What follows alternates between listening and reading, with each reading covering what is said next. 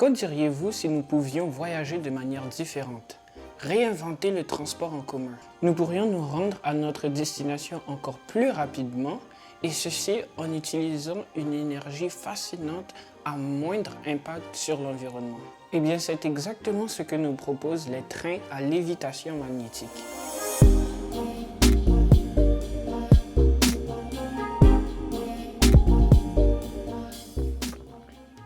Un train à lévitation ou sustentation magnétique ou encore maglev est un train révolutionnaire qui utilise les forces magnétiques pour se déplacer. Grâce au phénomène de lévitation magnétique, il n'est donc pas en contact avec les rails, contrairement aux trains conventionnels. Cela a comme effet de supprimer la résistance due au roulement, ce qui permet d'atteindre des vitesses plus élevées. En avril 2015, un record de vitesse est atteint, soit 603 km/h, qui est environ 28 km/h de plus que le record de vitesse de train classique. Le mot maglev est formé à partir des mots anglais magnetic levitation.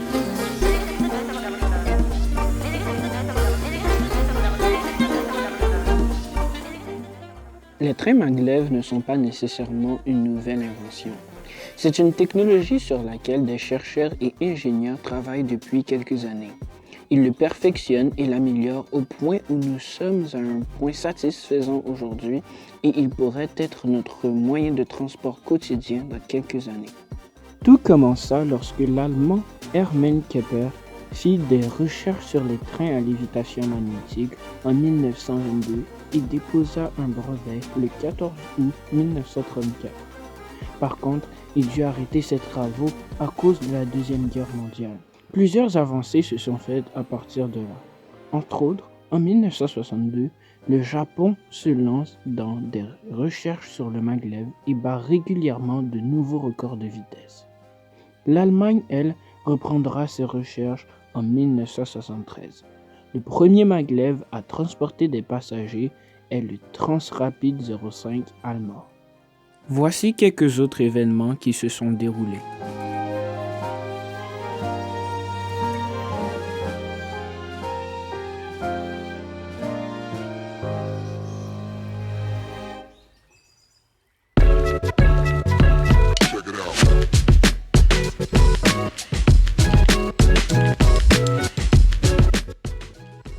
Nous connaissons tous les propriétés des aimants.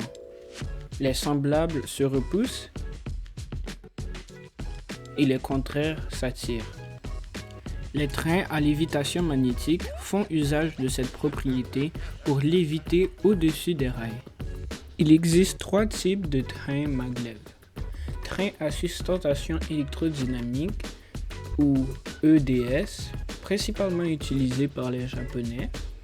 Les trains à sustentation électromagnétique, principalement utilisés par les Allemands. Et les trains End-Track.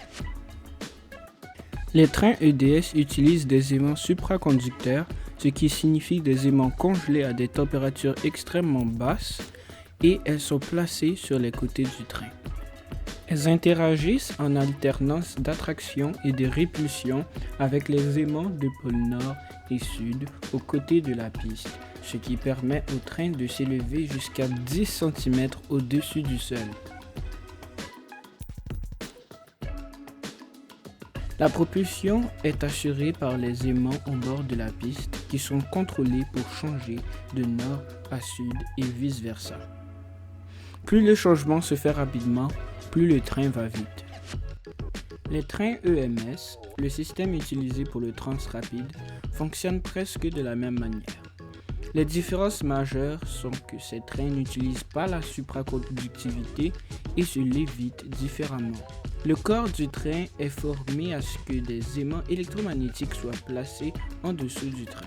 D'autres aimants placés sous les rails attirent les aimants du train, laissant entre eux une distance d'1 centimètre. Cela a comme effet d'élever le train au-dessus de quelques centimètres. Le même principe de propulsion, par contre, est utilisé ici.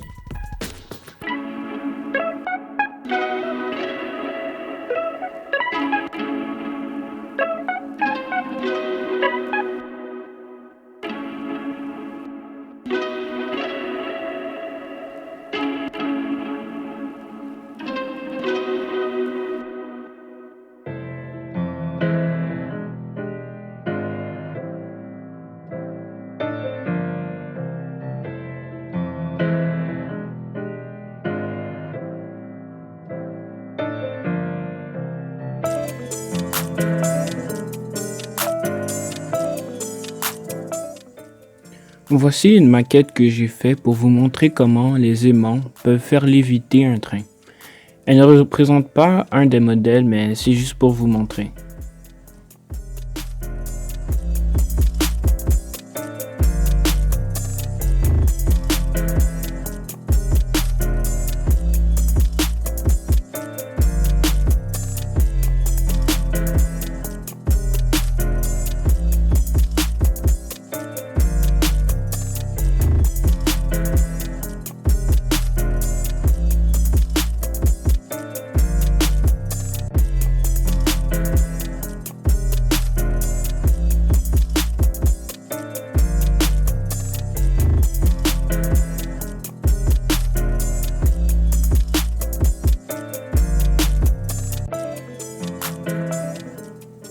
Si vous êtes arrivé jusqu'ici, veuillez s'il vous plaît prendre le temps de répondre à un court questionnaire, environ 2-3 minutes, sur la vidéo. Merci beaucoup pour votre attention.